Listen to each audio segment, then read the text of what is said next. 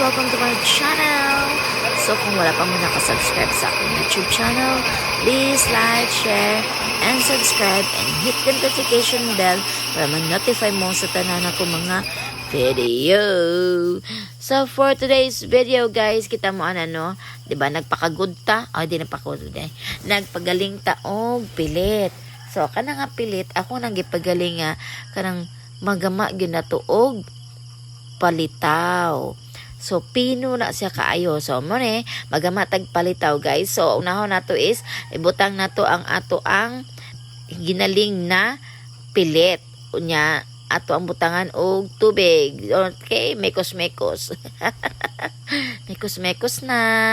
Ato na siyang imasa. Masahon nato ng pilit nga ginaling og ang tubig. So ang pagbutang sa tubig is dili nato diretso butang tanan, no? So atong inanayon nga mura siya gamasa og harina. Kay para dili kaayo basa ng ato ang pilit, di ba? Wow, ingana ba? Ingana, talamata. Maayo kayo siya mo, mikos-mikos, Oops, grabe. Kina, good, ingana, good, pag mikos-mikos, guys. Unya, mamilit man na sa tudlo, so ato na siyang pagtangtangon.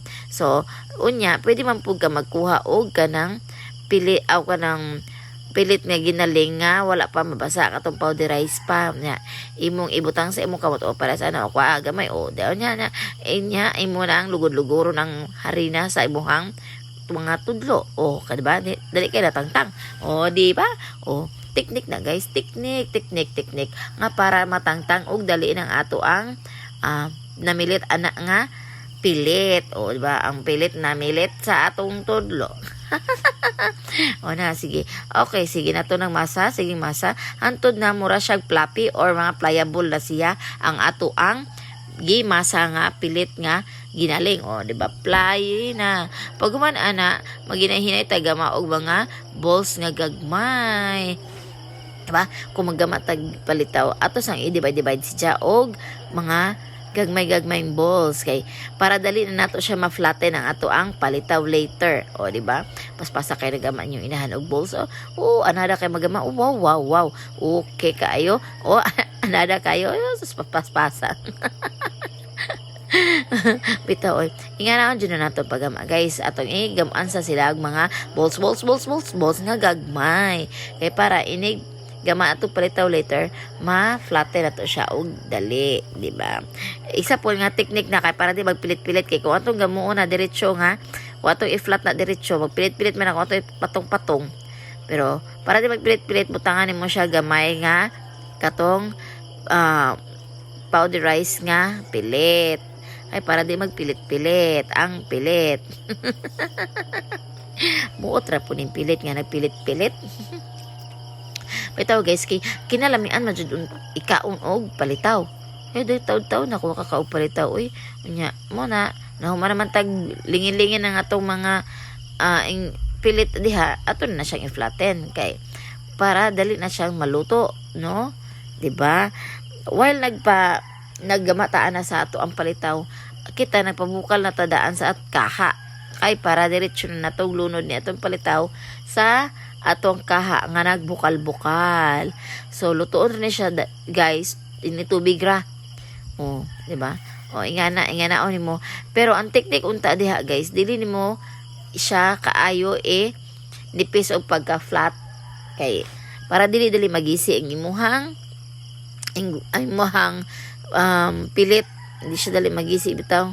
Di ba? Ang imong gimasa, pilit-pilit na. Oh my god. Gibalik og rolo nya gipilit pod na i-flatten na gyud nato siya kay para palitaw lang siya dagway, no? Wow. Kawa guys, nakauna ako ani katong pag mahal na adlaw. Okay. Ahon ta siya luton pag mahal na adlaw kay kanang lami ikaon kay mahal na adlaw man. Undas. So ang lami mo jud una mga kakanin. Si palitaw kay nabilong man siya sa kakanin. Usa po ni sa ako mga paborito ning palitaw. Di ba? Kinalamian dyan guys. Lami dyan kayo ning palitaw. Saka mo, kung wala pa mo makatilaw gig palitaw, maghinahin na mo gamaan sayon ra kaayo. Init tubig ra o katong ginaling nga pilit sagol mo sila. Una, pag human ako gamaan na, ingomit ako ninyo ganina, nagpainit ako tubig, ilunod na nato na sa tubig, di ba? Grabing siga sa akong kayo. Wow. Nagpilit-pilit na siya. So, ato na siya pamutang, dili na to ibutang tanan ha, kay magpilit man na sila, ipamutang na to na tanan. So, ato na siyang hinahinay butang. Ang uban na. Diba? Hinahinay butang inyong inahan. Naka 0.5 taan ni guys, kay may muhawid sa ako ang camera. Diba? Muna na ang dagway sa ato ang ginama nga palitaw. So, ato siyang ibilin adto at huwato nga mulutaw ta siya mo nang gitawag nga palitaw kay mulutaw ini kaluto. So, while naghuwat sa dito nga mulutaw to atong giluto, mag-prepare ta og garnish or ang atong ibutang sa ato ang palitaw. So, white sugar, butangan nato og sesame seeds. Ang sesame seeds nako guys, wala na nako nagi-toast. Diretso na ako butang daghan rag trabaho bitaw lami man pud siya og diretso butang, pero mas lami gud unta ni siya og i-toast nato kay magawa sa man yang kahumot. Pero mas ganahan kog dili siya i-toast nga diretso ra butang ana sa ato ang sugar. Unya kana isa ka panaksan guys, ang butong lubi na nga kinagod. So kana nang lutaw na mo na basta mang lutaw na luto na. So ato na siyang gikuha. So pag human atong kuha, butang ato og asukar nga na sesame seeds og ang lubi. Actually guys, nasayop ko kay dapat dili na siya ibutang diretso sa kanang asukar kay init pa kaayo. So ang tendency na maglanay ang atong asukar.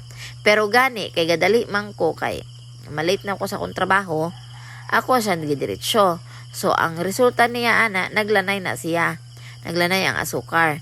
So, mao na to guys. Before maglanay ang tanan, this is your Mami Bisaya saying that bahalag pobre basta kay hilas. Thank you guys. See you on my next video. Bye. Babu.